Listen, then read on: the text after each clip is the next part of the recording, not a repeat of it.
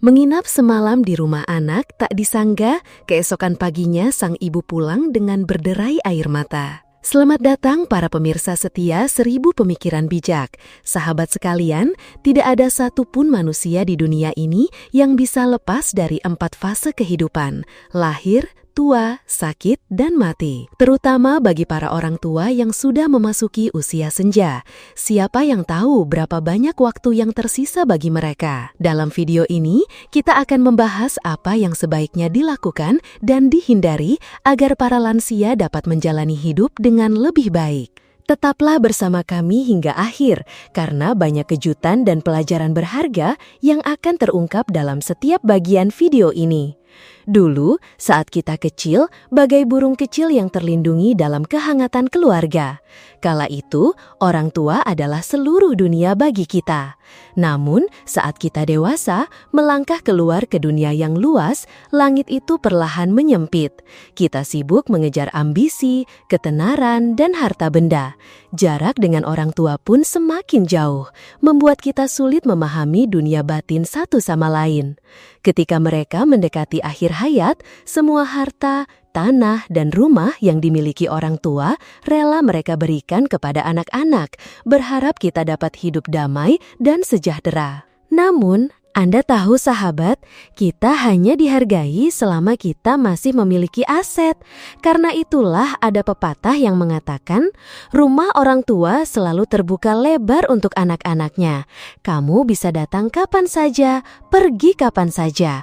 Tapi di rumah anak, orang tua harus meminta izin atau berbicara terlebih dahulu jika ingin datang atau pergi. Oleh karena itu, di usia senja, jika memungkinkan, janganlah terlalu bergantung pada anak-anak. Pertahankanlah jalan keluarmu sendiri. Memiliki rumah, uang, dapat mencukupi diri sendiri, dan hidup bebas adalah kebahagiaan sejati. Kisah menyayat hati berikut ini adalah sebuah peringatan penting bagi kita semua yang akan atau sudah memasuki usia senja. Mari kita bersama 1000 Pemikiran Bijak mendengarkan dan merenungkannya, sahabat. Kisah pertama, menginap semalam di rumah anak, keesokan pagi ibu pulang dengan berderai air mata. Saya tahun ini berusia 62 tahun. Belakangan ini, setelah menonton beberapa video di kanal 1000 Pemikiran Bijak tentang bagaimana orang tua dapat hidup mandiri dan tidak bergantung pada anak, hati saya terasa terhenyak. Saya memang memiliki kisah hidup yang cukup istimewa. 32 tahun yang lalu, saat putra saya berusia 2 tahun, suami saya meninggal dunia. Sendirian, saya berjuang mencari nafkah, mengurus anak, dan juga ibu mertua yang sudah tua dan sakit-sakitan. Akibatnya, hidup kami selalu serba kekurangan. Saat putra saya berusia 6 tahun, ibu mertua saya meninggal dunia. Seorang kerabat dari Jerman datang berkunjung. Melihat kesulitan kami berdua, ia menyarankan agar saya meninggalkan putra saya pada kakek dan nenek dari pihak ibu, lalu pergi ke luar negeri selama beberapa tahun untuk bekerja, mencari modal untuk masa depan anak. Setelah mempertimbangkan masak-masak, saya merasa jalan itu adalah yang terbaik. Dengan berat hati dan menahan air mata, saya menitipkan putra saya kepada kedua orang tua kandung saya, lalu pergi merantau ke negeri orang. Tahun-tahun di Jerman penuh dengan kerja keras dan air mata, tetapi saya tetap berusaha bekerja dengan giat, menabung uang agar kelak putra saya memiliki masa depan yang cerah. Tak terasa 5 tahun berlalu, putra saya sudah duduk di bangku SMP. Dia adalah anak yang baik dan pintar, membuat saya sangat bahagia. Namun setelah itu, ibu kandung saya meninggal dunia dan ayah saya jatuh sakit. Kedua kakek dan cucu itu akhirnya tinggal bersama adik laki-laki saya dan istrinya. Adik-adik saya sangat menyayangi dan peduli pada keponakan mereka. Tetapi entah mengapa, putra saya tiba-tiba menjadi keras kepala dan sulit diatur. Dia sering bolos sekolah dan bermain game bersama teman-temannya. Pernah suatu kali, dia bahkan terlibat perkelahian dan pihak sekolah memanggil kami untuk teguran. Adik laki-laki saya menyarankan agar saya mengatur pekerjaan dan kembali untuk mendidik anak. Tetapi saat itu, pekerjaan saya di Jerman tidak memungkinkan saya untuk cuti. 2 tahun kemudian, barulah saya bisa kembali. Saat itu, putra saya sudah menjadi anak yang rusak, tidak menyelesaikan SMA-nya. Saya marah, tetapi juga menyayanginya. Saya bertekad agar ia melanjutkan pendidikan kejar paket C, mendapatkan ijazah SMA, lalu belajar di sekolah kejuruan mekanik. Setelah lulus, dia menjadi tidak terlalu nakal dan mulai bertekad untuk bekerja. Saya pun menginvestasikan modal agar ia bisa membuka bengkel. Namun, bengkelnya tidak berjalan baik, hanya dalam beberapa tahun sudah tutup. Ia pun akhirnya harus pergi ke Jakarta untuk bekerja sebagai karyawan. 4 tahun lalu, putra saya membawa kekasihnya pulang untuk dikenalkan, dan mereka hampir menikah. Ada beberapa hal dari gadis itu yang kurang saya sukai, tetapi melihat mereka begitu dekat dan bahagia, saya pun setuju. Setelah menikah, anak-anak ingin tinggal di ibu kota. Saya kembali menguras seluruh modal yang saya miliki untuk membelikan mereka sebuah rumah di daerah Jakarta, sementara saya tetap tinggal di desa. Baru-baru ini, salah satu teman dekat saya sakit dan dirawat di sebuah rumah sakit di Jakarta. Kami menyewa mobil untuk menjenguknya, dan awalnya kami berencana untuk pulang di hari yang sama. Oleh karena itu, saya tidak memberitahu anak-anak saya. Namun, setelah menjenguk teman, saya merasa tidak enak badan, pandangan saya berkunang-kunang dan pusing. Teman-teman menyarankan agar saya menginap di rumah sakit untuk pemeriksaan. Setelah pemeriksaan selesai, hari sudah menjelang malam, jadi saya menelepon putra saya untuk menjemput saya pulang ke rumahnya.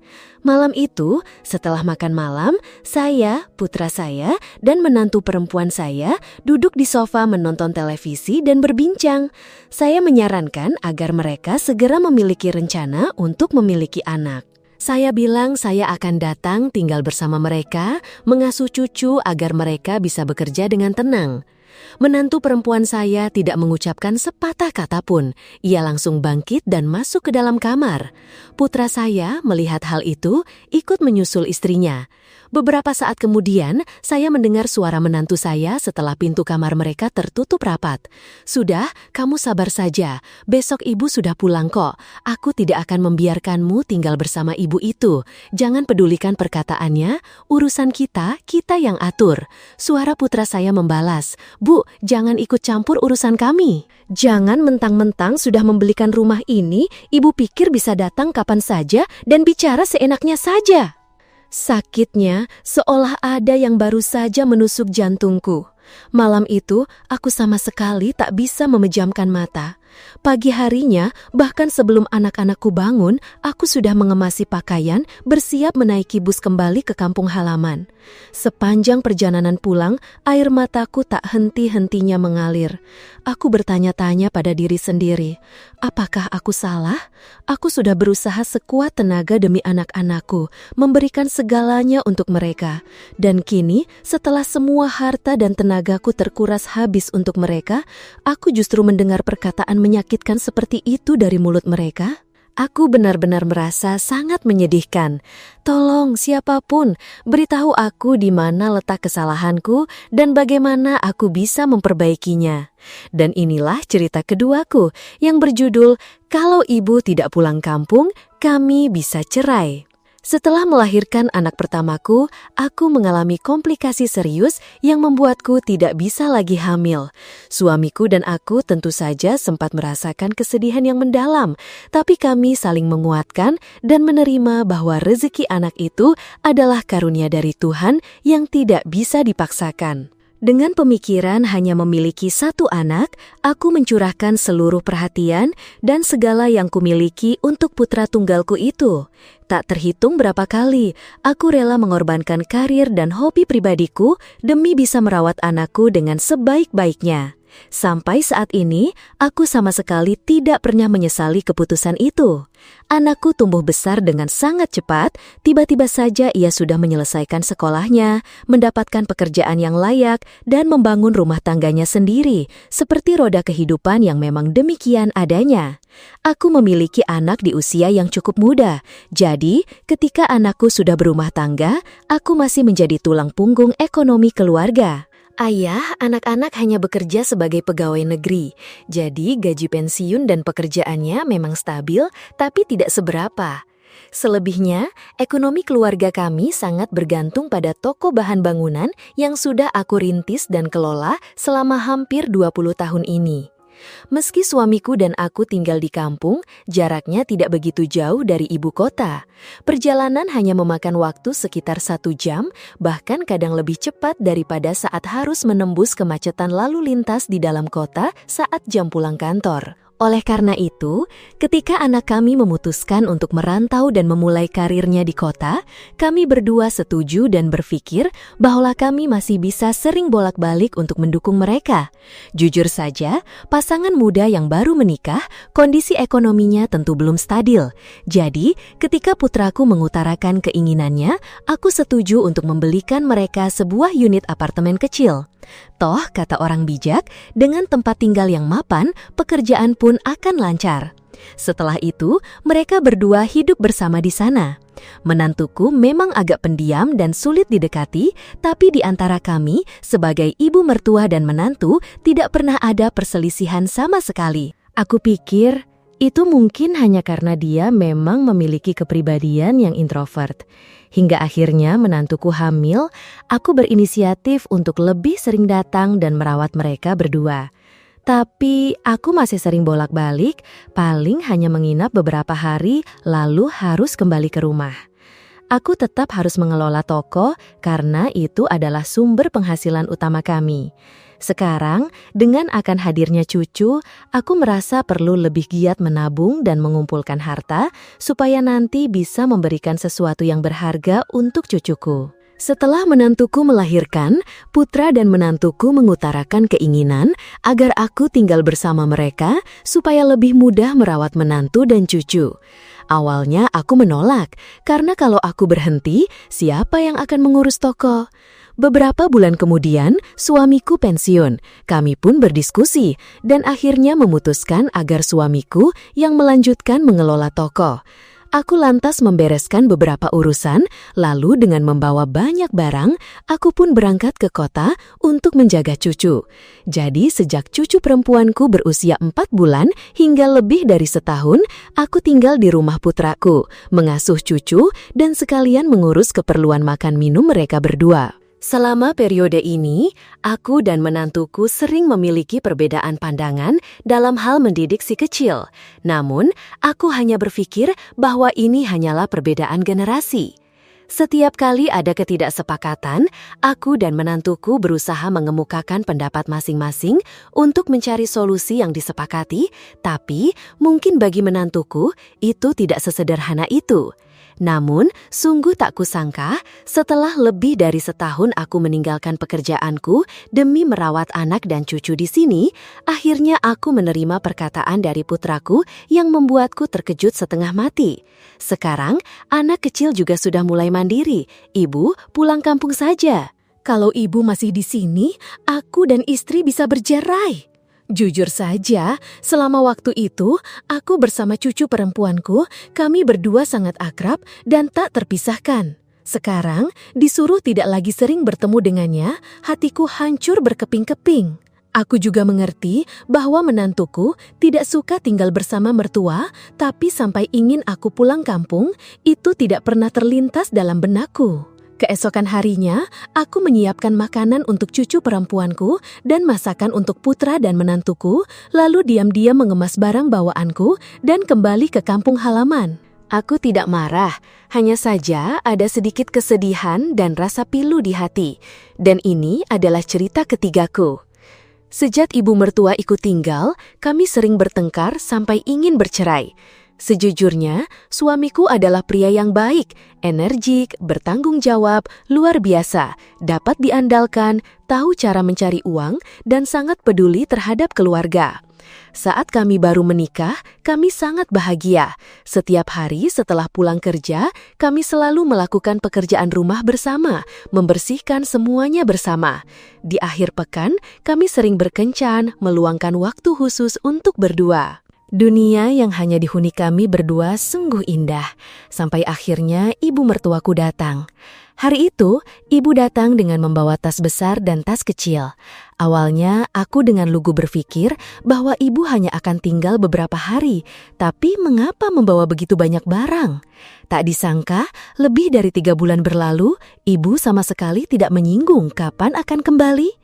Perlahan-lahan, ibu mulai menganggap dirinya sebagai kepala keluarga di rumah kecil kami. Ibu mertua saya sungguh tidak henti-hentinya memarahi dan menyalahkan saya. Suami dan saya sama-sama sangat sibuk dengan pekerjaan, sering harus lembur, tapi ibu mertua justru merasa tidak senang. Beliau beranggapan, jika pria bekerja sampai malam, itu masih bisa dimaklumi. Tapi kalau perempuan bekerja sampai jam 8 atau 9 malam baru pulang, apa-apaan itu? Ketika saya tiba di rumah, wajah ibu mertua masam. Dia menyuruh saya mengepel lantai, lalu menyuruh saya mencuci dan menjemur pakaian. Saya sudah sangat lelah setelah bekerja seharian. Pekerjaan-pekerjaan itu, saya punya jadwal sendiri untuk mengaturnya saat ibu mertua tidak tinggal di sini. Tapi sekarang, dia terus saja memaksa menantunya melakukan apa yang dia inginkan. Saya merasa fisik dan mental saya terkuras habis. Sungguh membuat saya nyaris ambruk karena harus menuruti kemauan ibu mertua, harus menjadi menantu dengan perasaan enggan dan terpaksa di rumah yang sebagian uangnya dibayarkan oleh orang tua saya sendiri. Hal yang paling tidak bisa saya tahan lagi adalah sejak ibu mertua datang, suami dan saya mulai sering bertengkar, bahkan semakin sengit. Karena suami saya lebih mendengarkan kata-kata buruk ibu tentang saya daripada mau mendengarkan penjelasan saya. Jujur, hati saya hancur luluh sekali rasanya. Dari seorang pria yang sangat memanjakan istrinya, melakukan segala hal bersama istri, menghabiskan seluruh waktunya untuk memeluk dan mencintai istrinya. Namun kini, ia seolah berpaling, tidak lagi membela saya, hanya mendengarkan sang ibu lalu menyalahkan saya, istrinya sendiri. Oleh karena itu, kami tidak saling menatap mata, melainkan hanya saling berbalas perkataan. 4 kali ketika kami berdua sedang asik berbincang, saya mencari kesempatan dan berkata kepada suami, "Apakah kamu masih ingat kita berdua dulu sangat bahagia dan rukun sebelum ibu datang? Kita tidak pernah marah lebih dari sehari, kan?" Suami saya mendengarkan dengan saksama, jadi saya melanjutkan perkataan. Tapi sekarang ibu mencari-cari kesalahan saya dalam segala hal. Kamu pikir sebagai menantu saya harus patuh dan menuruti begitu saja? Kamu tidak pernah membela saya sama sekali. Saya sungguh sudah muak dengan sikapmu yang terus-menerus seperti ini. Suami saya segera menjawab, "Sebenarnya aku sudah menyuruh ibu untuk pulang dan tinggal dengan ayah. Tapi sebagai ibu mertua, ibu bilang masih banyak hal yang perlu diajarkan kepadamu. Kalau kamu tidak mau mendengarkan sama sekali, aku harus bagaimana?" Maka suami dan saya nyaris bertengkar lagi. Akhirnya suami saya berkata, "Sudah, hentikan. Besok aku akan bicara dengan ibu lagi." Makan malam keesokan harinya, suami dan saya mencari kata-kata yang tepat untuk bicara kepada ibu mertua. "Bu, ibu sudah lama meninggalkan ayah sendirian di rumah. Sebaiknya ibu pulang saja ke ayah, tidak perlu lagi mengkhawatirkan kami berdua." Mendengar itu, wajah ibu mertua langsung memucat pasi. Ia berteriak melengking, "Beraninya kamu bicara begitu pada ibumu? Keluarga ini sudah tidak menginginkanku lagi, kan?" Lalu ia melotot tajam ke arah saya. Suami saya berkata dengan putus asa, "Bukan begitu, Bu, tapi ibu sendiri juga lihat. Selama 3 bulan ibu di sini, setiap hari kami berdua bertengkar. Ibu selalu menganggap istriku tidak baik dan malas, padahal dia juga bekerja dengan sangat keras. Kami berdua sangat sibuk dengan pekerjaan. Sebenarnya menunda pekerjaan sedikit juga tidak apa-apa, tapi sejak ibu datang, istriku harus melakukan semuanya segera. Jika lantai tidak bersih, bahkan tengah malam, dia pun harus membungkuk untuk mengepelnya." Ibu mertua saya bergumam, "Bukankah aku dulu juga begitu saat muda? Setiap hari bertani, malam pulang ke rumah membersihkan, mencuci, mengepel, tidak ada pekerjaan yang tidak kukerjakan." Suami saya berkata, "Aku tahu itu zaman ibu, tapi sekarang siapa yang masih melakukan hal seperti itu? Sejak ibu datang ke sini, sebelumnya kami nyaris bercerai. Jika kami berdua bercerai, apakah ibu akan bahagia dan puas?" Ibu mertua saya diam sejenak. Akhirnya dia mengucapkan, "Baiklah, karena kalian berdua tidak ingin aku di sini, besok aku akan pergi dan tidak akan pernah datang lagi." Saat ini saya baru angkat bicara. "Bu, bukan berarti ibu tidak disambut di sini. Ibu bisa datang kapan saja dan menganggap ini seperti rumah ibu sendiri. Tidak ada masalah sama sekali." Tapi cara hidup kami berbeda. Pikiran ibu dan saya juga berbeda. Mengapa ibu tidak bisa memahami kami? Keesokan harinya, ibu mertua saya mengemasi barang-barang dan pulang. Sejak itu, suami dan saya kembali menemukan kedamaian, rukun seperti sedia kala, tak ada lagi yang perlu kami perdebatkan. Saudaraku sekalian, tidak sedikit ibu mertua hingga saat ini masih memiliki kekhawatiran bahwa kehidupan rumah tangga putra mereka tidak berjalan dengan baik. Mereka khawatir menantu yang terlalu bahagia akan menyusahkan atau bahkan menindas putra mereka. Oleh karena itu, ada keinginan untuk sedikit menyusahkan si menantu, bersikap sedikit angkuh agar ia tahu posisinya di rumah adalah istri harus patuh kepada suami. Ibu mertua seperti itu tidak memahami bahwa saat ini pandangan tentang pernikahan telah berubah. Pernikahan yang paling bahagia adalah pernikahan di mana suami dan istri setara satu sama lain, seperti teman, pasangan, saling menghormati dan melindungi, mendukung dengan cinta kasih, bukan dengan pembagian peran tinggi rendah. Ibu mertua seperti itu sering menganggap diri mereka berhak mencampuri kehidupan anak-anak mereka, berpikir bahwa dengan demikian mereka sedang membantu, padahal sesungguhnya justru merugikan kebahagiaan anak-anak mereka. Kaum muda melangkah ke dalam kehidupan pernikahan yang serba baru tentu tidak bisa menghindari kebingungan. Namun, biarkan itu menjadi sebuah perjalanan misterius yang penuh makna bagi mereka untuk menemukan sendiri jalan mereka, bahkan untuk berbuat salah dan memperbaikinya. Dengan begitu, mereka baru bisa belajar bagaimana mengatur pernikahan mereka dan menjaga pernikahan yang telah mereka bangun dengan susah payah bersama-sama melangkah dalam kebahagiaan yang abadi. Kisah keempat. Pasangan suami istri putraku menjadi dingin setelah aku mengalihkan hak milik rumah. Aku merasa seperti orang asing di rumahku sendiri dan menyesal telah mengalihkan hak milik rumah kepada putraku saat aku masih sehat. Saya berusia 62 tahun ini, memiliki seorang putra dan seorang putri. Istri saya meninggal 7 tahun yang lalu karena penyakit parah. Saat ini, saya tinggal bersama putra dan menantu saya di kampung. Putri bungsu saya tinggal dan bekerja di kota. Beberapa tahun yang lalu, putra dan menantu saya membutuhkan uang untuk usaha mereka. Mereka meminta saya menjaminkan aset saya, yaitu rumah, untuk modal bisnis. Sebagian karena kesedihan setelah istri meninggal, sebagian lagi karena saya berpikir saya hanya punya 2 anak dan saya sudah tinggal bersama putra dan menantu, serta berpikir akan tetap tinggal bersama mereka nanti, jadi saya percaya dan memutuskan untuk menyerahkan kepemilikan rumah kepada putra saya. Sejak saat itu, saya merasa sikap putra dan menantu saya berubah drastis. Dulu, karena takut saya sedih, putra dan menantu saya bergantian mendorong dan membimbing saya untuk ikut senam lansia bersama teman-teman sebaya di lingkungan atau menyuruh saya pergi ke kedai kopi dekat rumah untuk bermain catur agar tidak kesepian. Pagi hari, ketika saya pulang dari berolahraga, mereka sudah menyiapkan sarapan hangat untuk saya. Kadang bubur ayam, kadang nasi uduk panas. Sejak kepemilikan rumah beralih, saya merasa diabaikan sepenuhnya. Tidak ada lagi sarapan yang dibelikan, tidak ada juga makan malam. Saya bahkan menemukan mereka berdua diam-diam makan di luar pada sore hari agar tidak perlu pulang ke rumah untuk memasak. Ketika saya bertanya alasannya, mereka mengatakan pekerjaan sibuk, banyak hal yang perlu diselesaikan sehingga tidak ada waktu untuk memasak. Saya merasa seperti orang asing di rumah saya sendiri.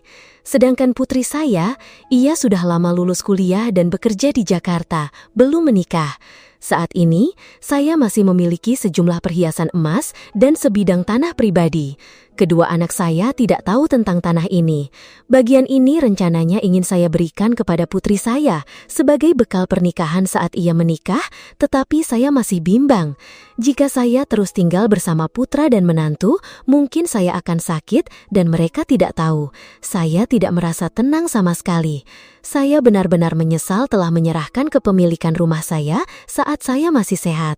Haruskah saya menjual tanah dan mengumpulkan uang untuk membeli apartemen di Jakarta agar bisa tinggal bersama putri saya?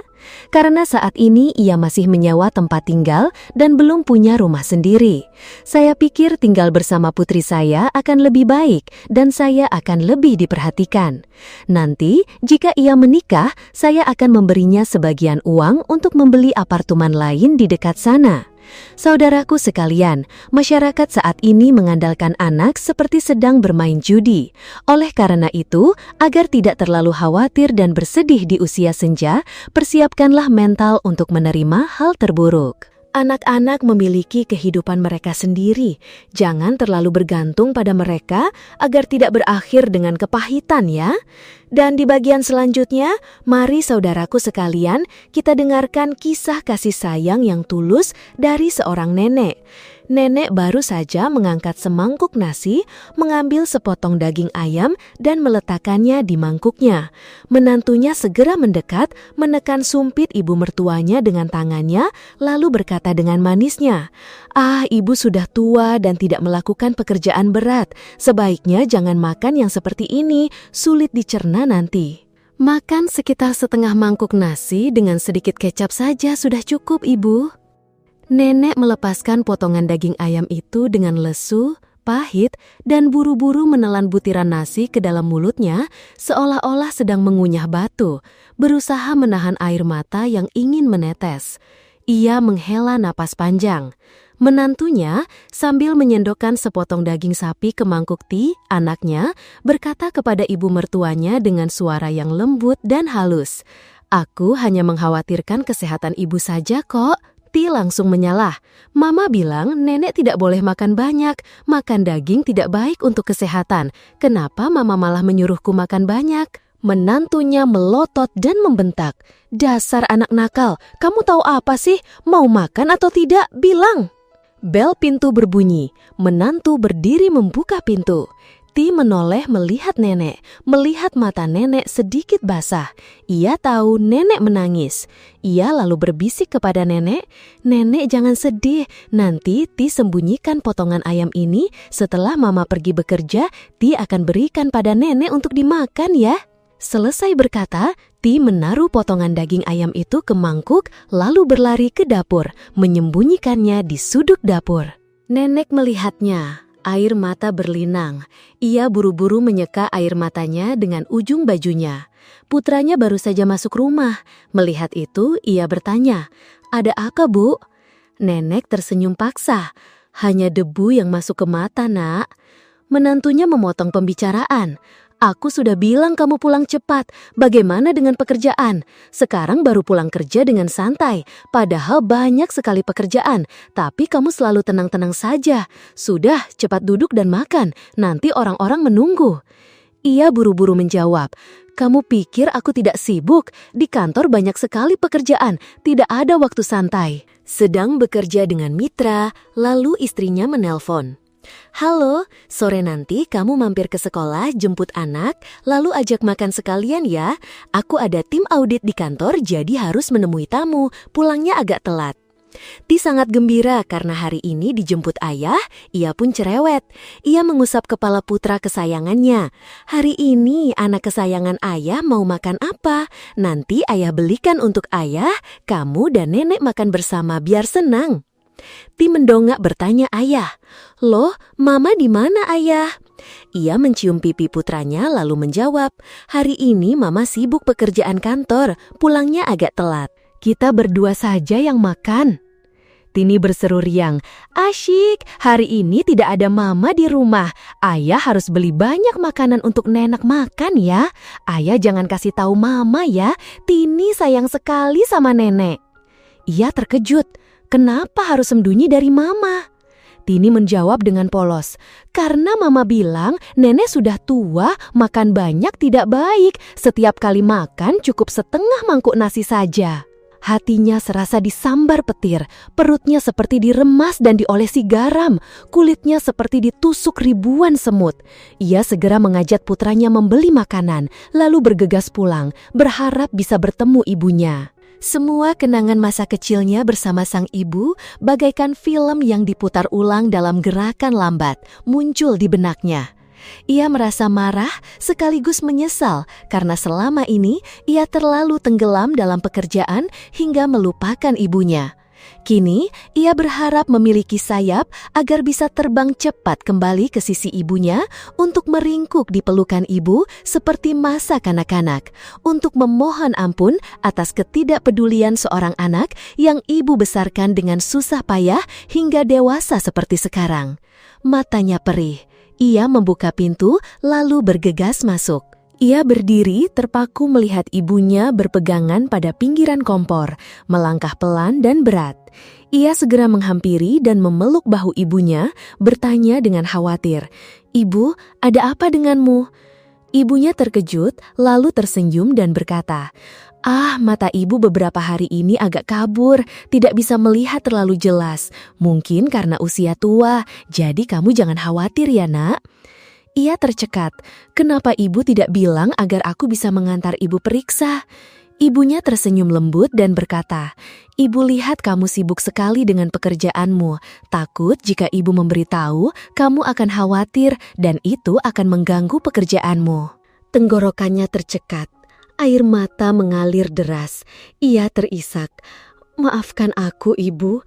Maafkan anakmu yang durhaka ini. Biarkan aku menggendong ibu ke rumah sakit ya, Bu." Ia mengangkat ibunya lalu berlari cepat ke halaman. Dokter berkata, "Mata ibu Anda menderita katarak.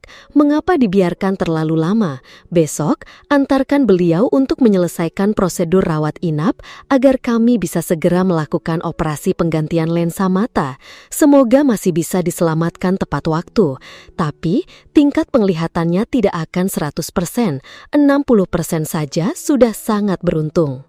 Melihat ibunya meraba-raba setiap langkah, dengan raut wajah yang kebingungan, ia terdiam membatu. Ia menyesal. Dengan pedih, ia membimbing ibunya selangkah demi selangkah. Hatinya sakit serasa diiris-iris. Ia menangis seperti anak kecil. Dani, putranya, juga ikut menangis keras. Ia terjaga semalaman hanya untuk menulis sepucuk surat. Setelah selesai, ia membawa gitar ke atap rumah dan duduk di sana sampai pagi. Istrinya terbangun, melihat sekeliling tidak menemukan suaminya, lalu mengomel. "Baru pagi-pagi begini sudah pergi kemana ya? Kalau ada urusan seharusnya bilang dulu dong." Istrinya berjalan ke meja rias dan melihat sepucuk surat serta sebuah USB. Dengan rasa penasaran, ia mengambil surat itu dan membukanya, lalu mengenali tulisan tangan suaminya. Ia mencibir, zaman sekarang masih surat-suratan. Kalau perlu apa-apa tinggal kirim pesan saja. Kenapa harus buang-buang waktu begini? Atau jangan-jangan ingin menghangatkan kembali romansa?" Namun dengan rasa ingin tahu alami seorang wanita, ia pun membukanya dan membaca. "Istriku tersayang, sejak kita saling mencintai dan menjadi suami istri, aku sungguh sangat bahagia. Aku selalu dengan bangga menceritakanmu kepada teman-teman dan rekan kerja. Aku sangat senang, aku sangat bahagia. Lebih bahagia lagi karena kamu melahirkan seorang putra yang tampan dan cerdas untukku. Aku diam-diam berterima kasih kepada Tuhan yang telah menganugerahkanmu kepadaku.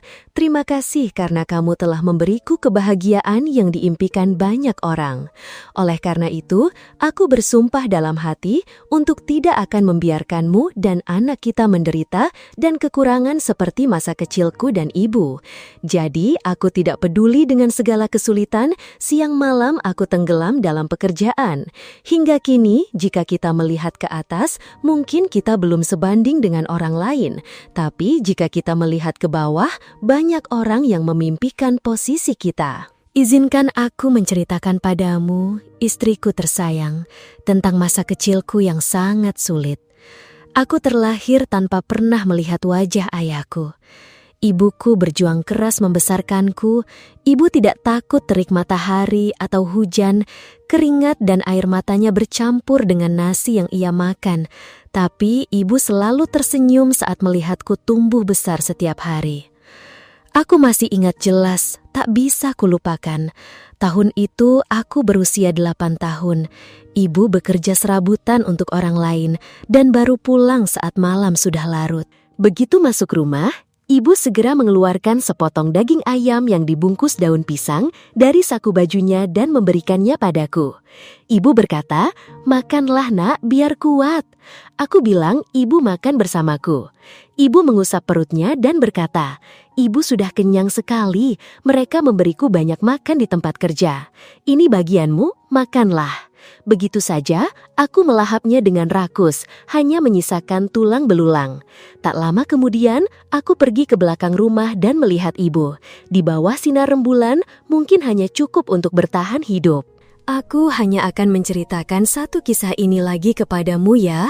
Ketika aku berusia 10 tahun, aku menderita penyakit parah, mengira tidak akan selamat.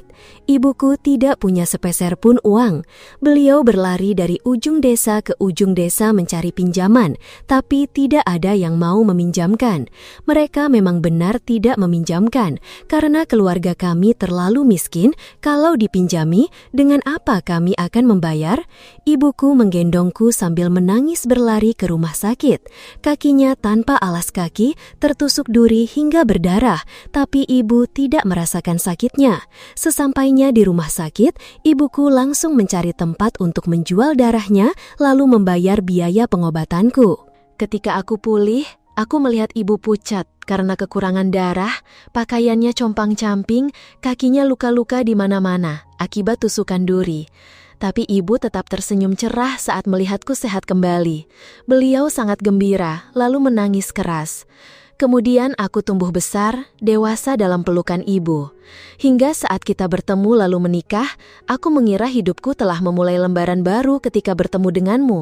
Dan memang benar, aku telah memulai lembaran baru, tapi ibuku tidak. Beliau masih hidup dalam kekurangan, tidak bisa makan sampai kenyang, tidak bisa menikmati makanan yang dia suka. Aku benar-benar anak yang durhaka. Aku adalah laki-laki yang tidak berguna. Dani, putra kita, meskipun masih kecil, dia tahu dan melihat semuanya. Jadi, mulai sekarang dan seterusnya, aku harus merawat ibu dengan telaten. Jika tidak, dia akan meniru sifat-sifatku loh sayang. Kemarin, saat menjemput Tito pulang, aku menyadari penglihatan ibu memburuk. Aku langsung membawanya ke dokter. Dokter bilang, ibu menderita katarak yang sudah terlalu lama.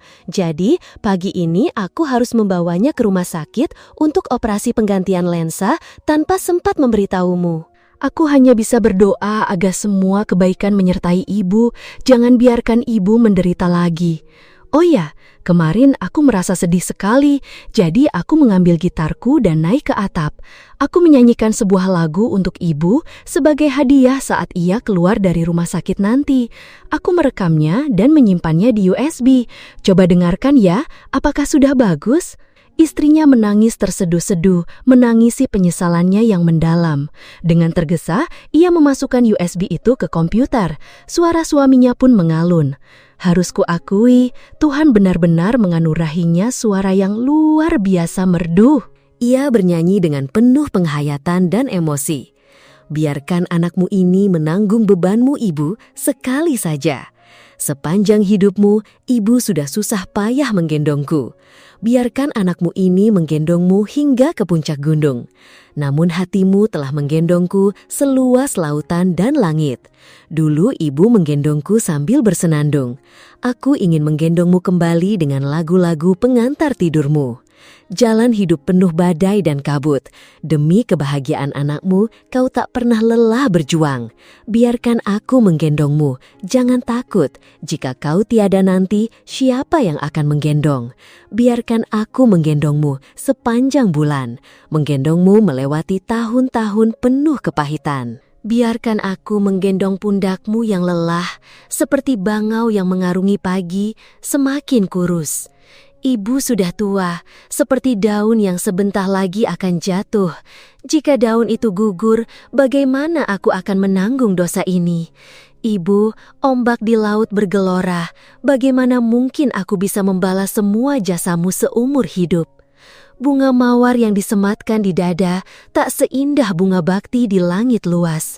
Biarkan aku menggendongmu, ibu yang sudah tua, agar nanti yang menggendongmu adalah aku, anakmu, aku. Tanpa riasan di wajah, masih mengenakan piyama, sang istri menggandeng tangan Tito, bergegas keluar rumah, lalu menyetop taksi dan langsung menuju rumah sakit.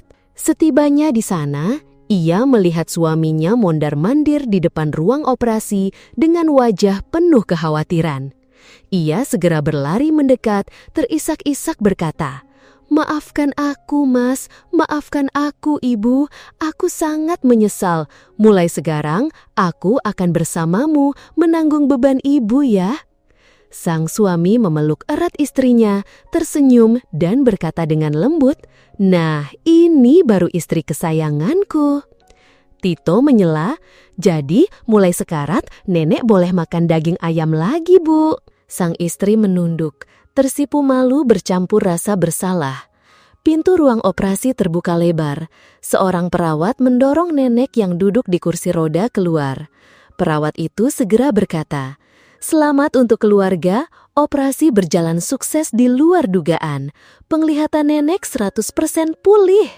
Sang menantu perempuan berlari memeluk ibu mertuanya, penuh kekhawatiran. Air matanya berlinang. Ia berkata, "Maafkan aku, Ibu. Tindakan-tindakanku selama ini telah membuat Ibu bersedih. Semoga Ibu mau memaafkan aku." Sesekali terkejut, namun ibu mertua segera menguasai dirinya dan memahami seluruh permasalahannya. Ia melirik putranya, lalu tersenyum sangat lebar dan puas. Kekhawatirannya telah sirna.